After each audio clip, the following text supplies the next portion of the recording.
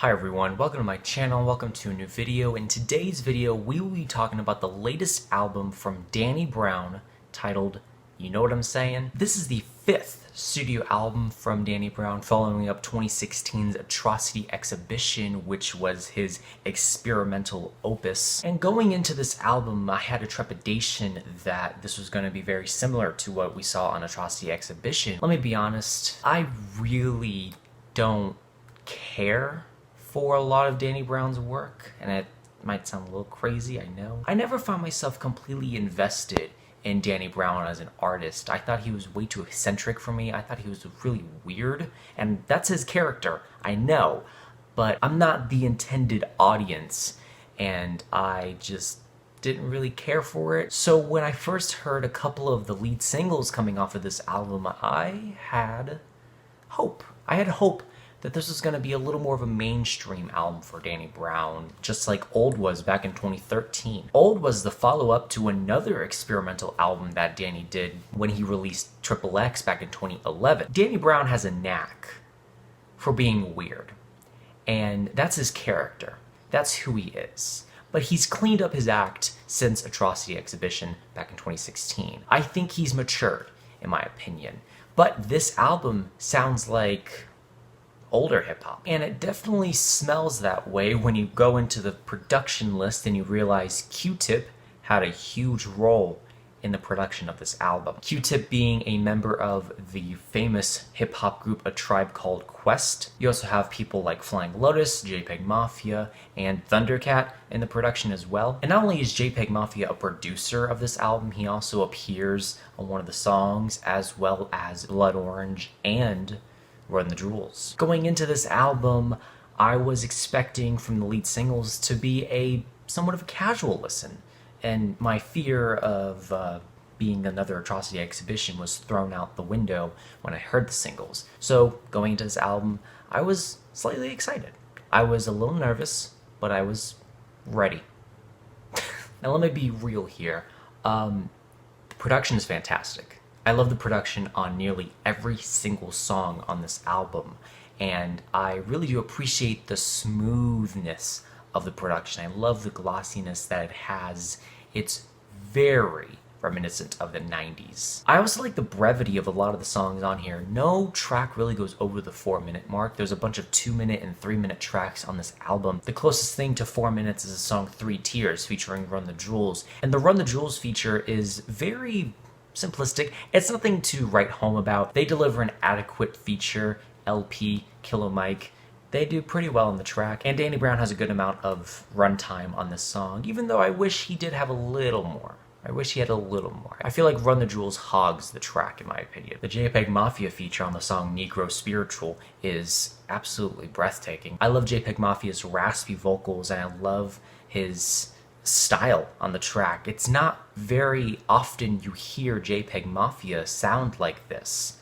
I find it very interesting. The single Dirty Laundry, in my opinion, kind of stands out like a sore thumb, but in the good way. It's a boisterous, it's a fun sounding song that's pretty wild. It's funny. At some points the lyrics are quite hilarious. A lot of the lyrics on here are playful, tongue-in-cheek, and it's pretty usual for Danny Brown to do something like this, but he is now speaking highly of himself, being a legend in hip-hop, being a memorable character in rap in general, and he accepts that, and he acknowledges that, and he pens it down in a couple of the songs on this album. And while a lot of people will appreciate the eccentricity of Danny Brown as an artist, his idiosyncratic style as a vocalist and a rapper, I think that when he goes mainstream, it's highly enjoyable as well. He can be experimental and be wild at it, and he can be highly experimental. And then he can go mainstream, and he can go to a wider audience, go to a more accepting audience, and still rock at that as well. I find that to be highly enjoyable and extremely entertaining, because he manages to please both extremes. The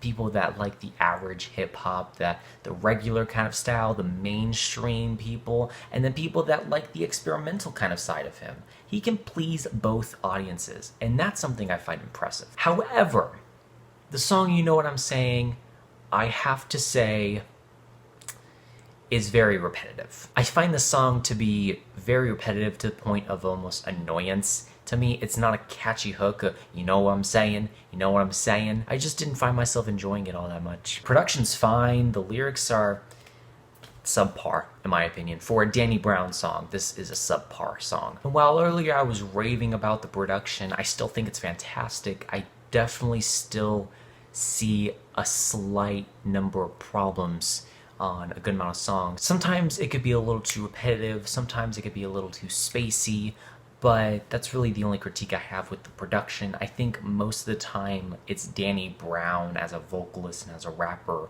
who seems to be the problem with this album. A couple times the features, but still I think it all kind of roots back to Danny Brown himself. His pen game, while it's not super bad, it's not his best. I think he's done better in terms of penmanship throughout other albums than on this album. But there are still lines that I look at and I laugh at. A good amount of lines on Dirty Laundry I find hilarious and highly enjoyable to listen to and to kind of rap along with. But with all that said and done, I still think this is a good Danny Brown project. Even though it has some ups and has some downs, some speed bumps here and there, I still think this is a very well thought out project. I appreciate what's on this album and I love a good amount of songs on here. I just wish that when he releases another project that's more of a mainstream appeal like this one or old, I wish that he would go a little bit longer, a little bit in depth, not 11 tracks. I think that's a little too short in my opinion. There is more to be desired after listening to this album because